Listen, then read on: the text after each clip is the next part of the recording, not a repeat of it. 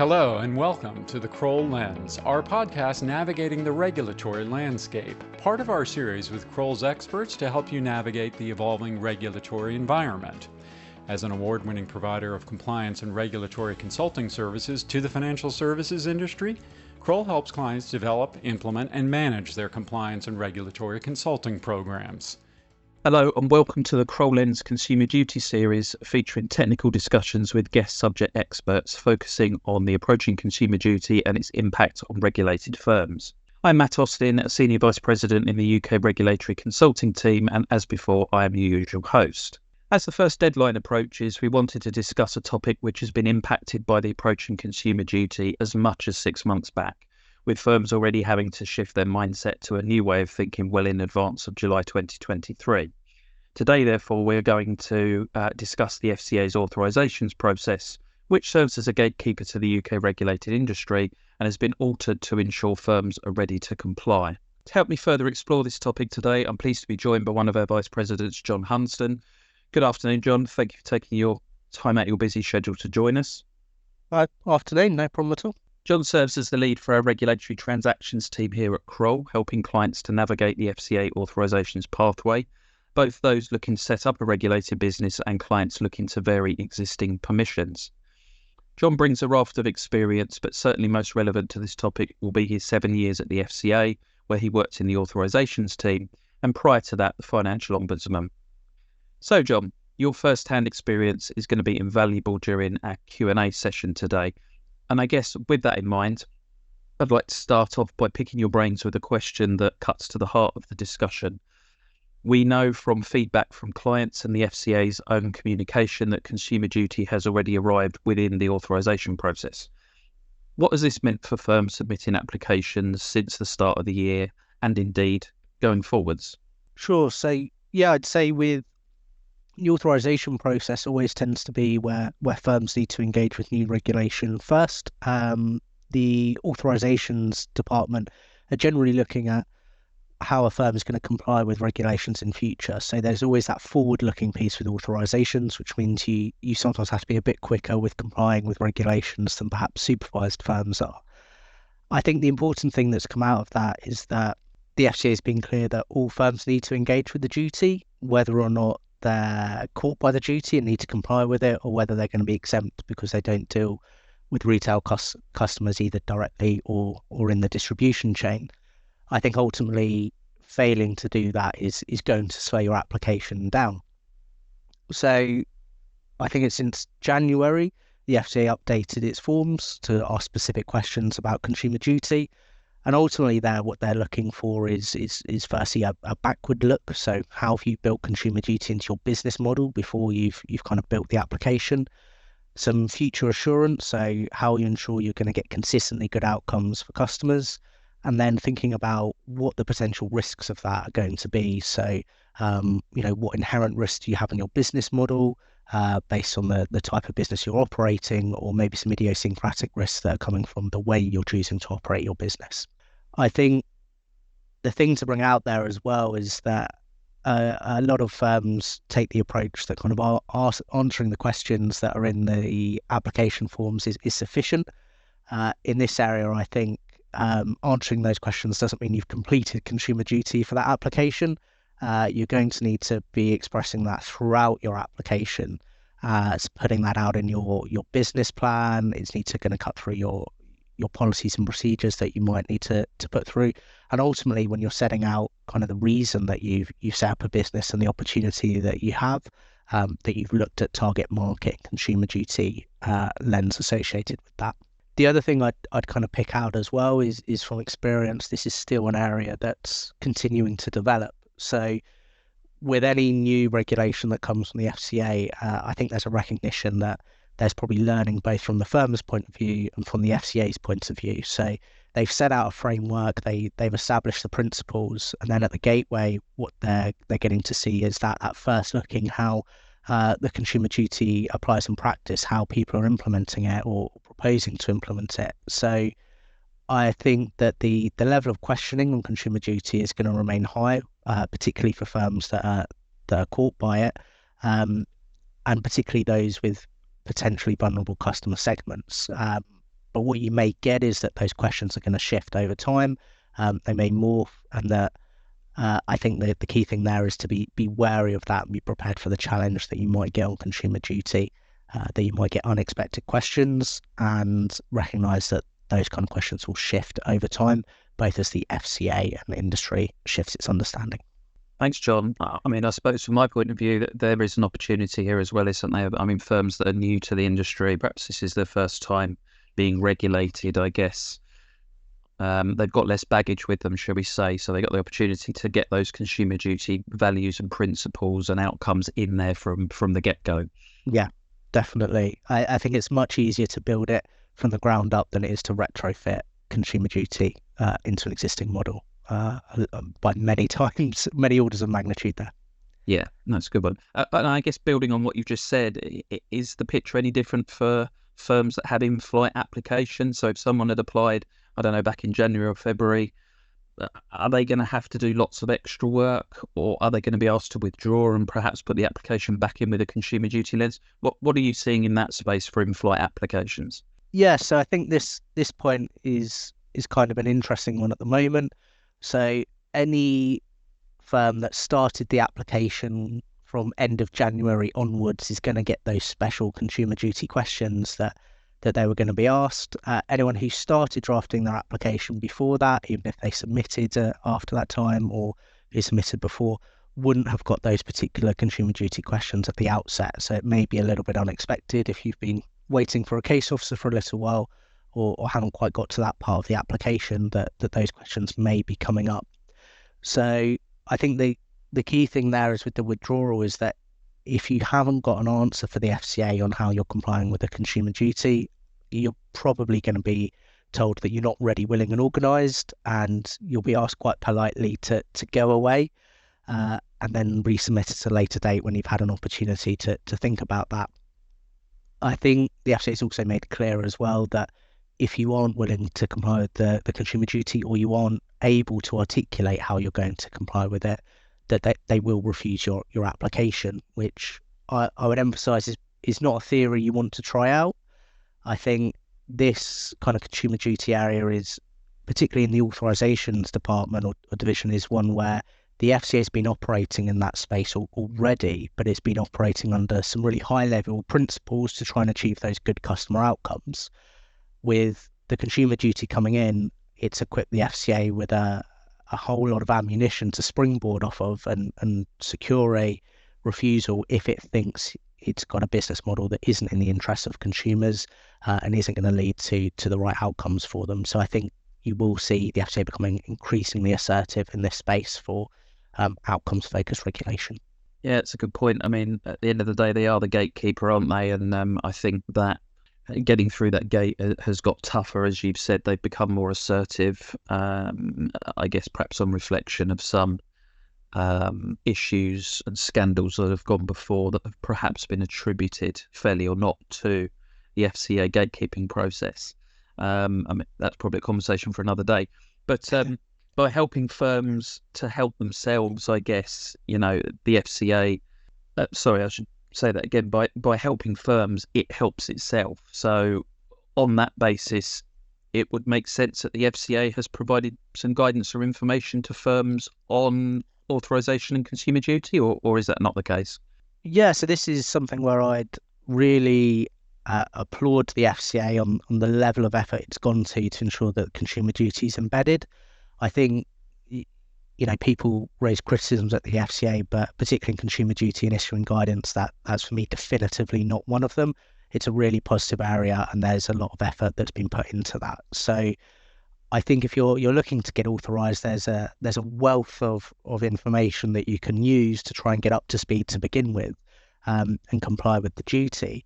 I'd also emphasise there that just because something isn't labelled as authorisations guidance doesn't mean it doesn't apply to you. So everything out there, whether it's to existing firms or directly specifically in the authorisations point of view, it's something that you can use to demonstrate how you're going to comply with the duty going forwards. So I think that the kind of first point for anyone trying to understand the duty is the policy statement and the finalised guidance that came with it. There's also FCA podcasts. There's a really good one by a tech spec from Authorisations called Alex McDermott, who gives a really good insight into the authorisations process and what's expected of firms just travelling through the gateway. There's also thematic reviews, really good examples there in terms of fair value frameworks, which shows kind of good examples and bad examples. And I think that fair value framework is one that's tough to make sure you nail on. So that's really good to use that. You do get some portfolio letters for specific areas for supervised firms, and that might give you some more specific guidance based on your business model. And you also get things like a sample business plan, which says what the FCA expects to be in there. And of course, there's the consumer duty page and the dedicated area. So that's something that I think will be continued to be updated over time. And you're always going to see new things. So that's something I'd always say revisit and see if there's anything new that's come out, whether you're thinking about applying or whether your application's in flight. There's always some good nuggets of information there. I think one thing that came out of that page as well is there is some recent studies. I think the FCA got Ipsos Mori to look at it and say, how do different portfolios in different sectors understand the duty? And what came out of that was that debt advice firms and retail finance providers, who interestingly are going to be almost purely retail focused there, had quite considerably less understanding about the duty and how to apply it compared to other sectors. So I'd expect there that if that's the business model that you're looking to operate, you might get a bit more of a grilling when it comes to consumer duty than perhaps some other sectors, which is unfortunate, but good to be prepared there. Some other things I'd pick out from that guidance that's come out, and some useful nuggets is one is the finalised guidance gives some really good practical tips on how the consumer duty should feel, the kind of questions you should be asking yourself, and ultimately, if you can answer those questions, then you're at a good point of saying to the FCA, actually, we've engaged with the consumer duty and we understand what we're going to get out of it. So those are questions like, how are you satisfied that products are going to meet the needs of your consumers?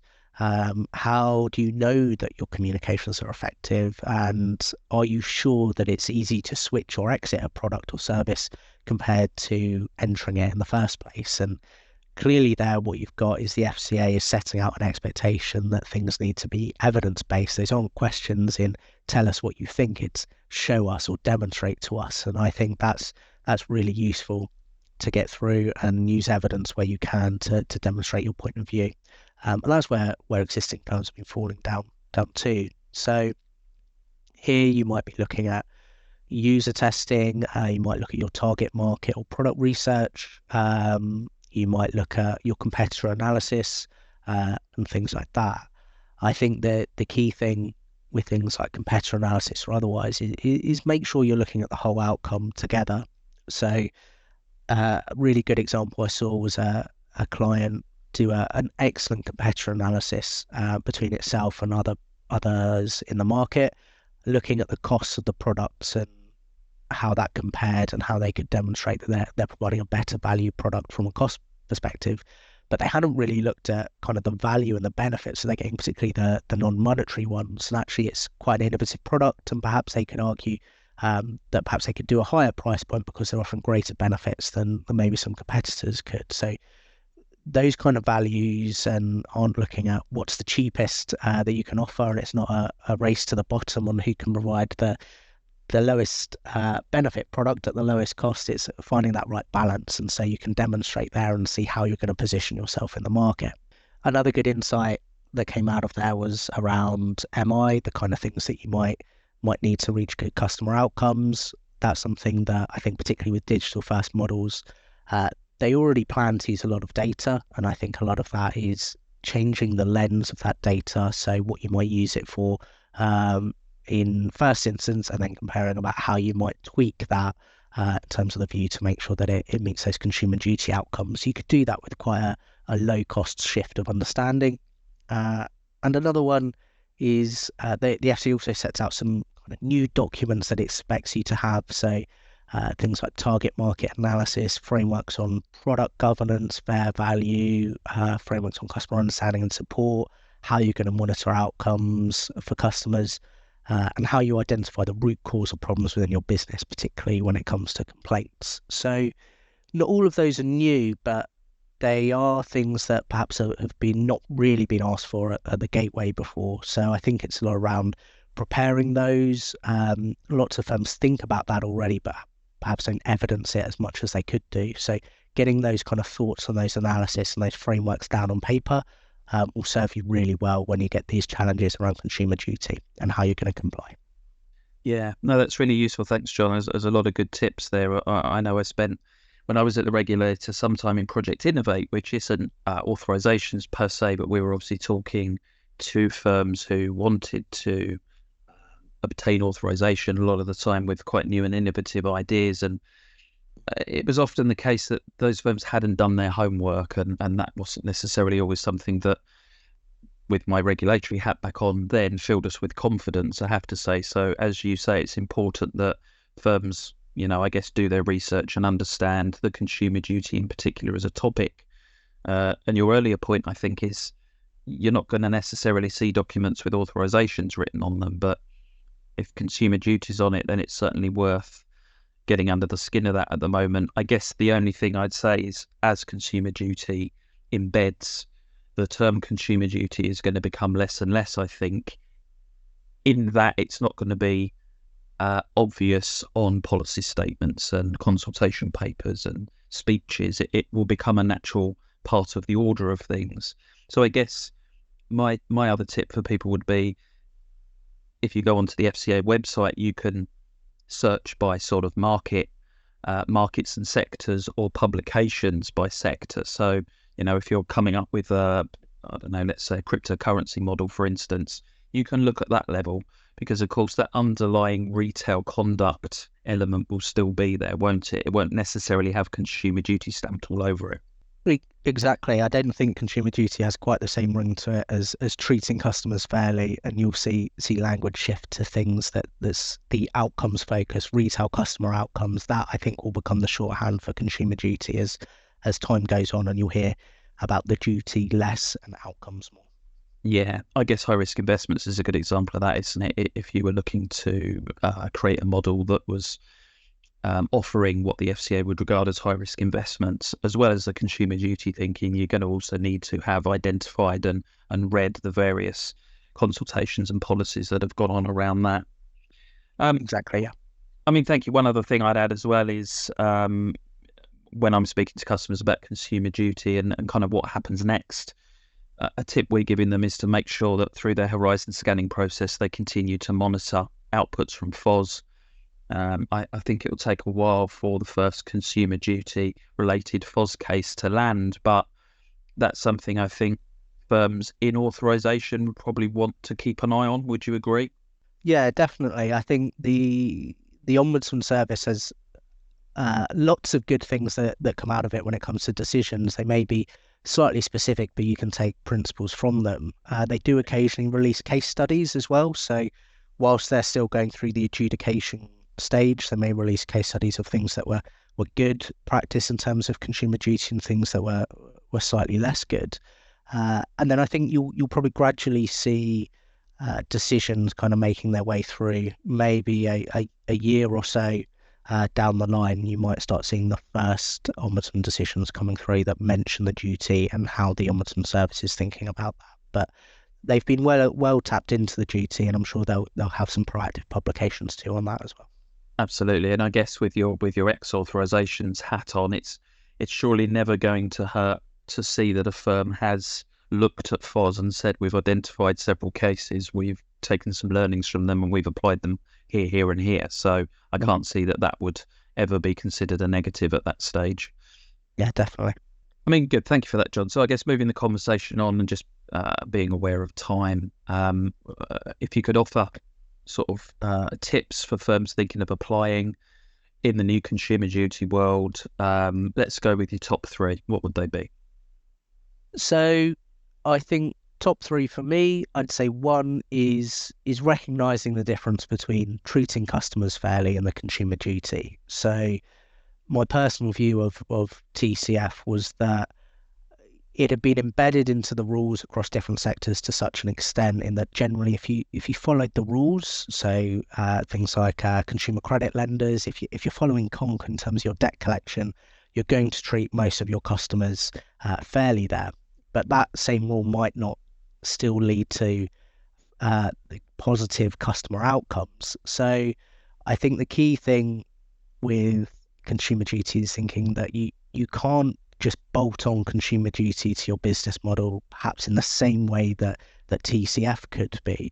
And really what you need to do is make sure that you're baking in consumer duty from the start. So from how your business model operates, how you charge your customers, how you interact with them, and how the governance works in the business. And as we've touched on before, retrofitting that is a lot harder to do than getting it from the start. And if you're going through the gateway, you haven't got time to think about that and get that sorted in time to answer questions from the FCA, which are going to be reasonably fast paced to get an answer to. The second one I pick out is kind of linked to that is governance. So there's lots of things being called out in terms of a consumer duty champion for implementation. That doesn't mean that role should go away. In line with having clear responsibilities and accountability under S&CR, firms, particularly on the larger side, should continue to have that central focus point of the consumer duty, make sure it's staying on the agenda.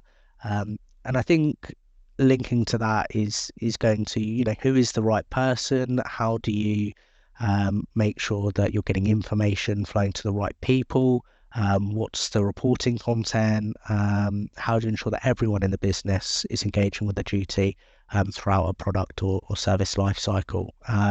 Could it be put into staff objectives, etc.? And lastly, the thing I'd pick out is firms should really think about kind of stress testing or trying to break their product. So at the authorisations point, you're always thinking about the benefit you can offer your clients, how great the product is going to be for them. But actually, there's going to be customers who don't use your product as intended. And actually, you need to look at the framework of your product or the service that you're offering and try to think, if someone was going to use this in the worst way possible, what would they do? And how might we stop that? So that's the idea of bringing in those sludge practices or reminders to say, if actually you've got customers that aren't using your product as it should do, how do you intervene and help them get the best out of your product proactively, rather than kind of letting them bumble along the bottom and not really get what they need out of it? And that's where kind of your MI is going to come in and be really valuable to find those customers, target them, and actually improve and enhance your products and services over time. Lovely. Thank you, Jon. That's really useful. And I guess just finally, before we wrap things up, how can you and the team over there in regulatory transactions help? Yeah, so we've here at Kroll, we've got, as you say, a dedicated regulatory transactions team. Fundamentally, we're here to help firms get authorised. So we can get involved and help you understand and bake a consumer duty in from the business model at the outset. If you're in the early stages, we can challenge you on your approaches constructively to nail the duty when it comes to authorisation. And also, we've got a suite of templates and collateral that you can use to help give you a framework to start that journey, so you can think less about how it's presented and more about what's the content, and spend the time in terms of really engaging with the duty and getting the right outcomes for your future customers. So yeah, lots of ways we can help there. Lovely, thank you. So I guess to summarise, I would say that it seems the reach of the consumer duty is wide, and any firms looking to approach the FCA for authorisation should think very carefully about the materials they will need to demonstrate their readiness to comply with the duty. I guess preparation is likely to be key. Firms should not underestimate the time and effort involved in getting this right. I guess my sort of parting thought from what you've said, Jon, is the gatekeeper is becoming fussier about who it lets in. Definitely. I think over preparation to a degree, particularly when it comes to consumer duty, is probably the point you want to be in now. and just be prepared that things will shift over time as well. So even if you think you've quite got it, things may change a bit as time goes on. Lovely. For those listening today, thank you for joining us. Please do subscribe to our series on the YouTube platform and share episodes across your professional network. Also give a thumbs up rating, as it helps others using the platform to find and utilise our insights. If you would like to hear more from us, please look out for our regular insight articles on the website, where you can also find details of how to contact us if you wish to discuss anything you have heard here today. We will be back in the near future, so from myself and Jon, thank you and goodbye. Kroll's regulatory advice and consulting specialists provide insight on regulatory change approaching the financial services industry and discuss the FCA's intention to place clear accountability for compliant implementation of the consumer duty. Check out our featured insights by clicking on the link in the description.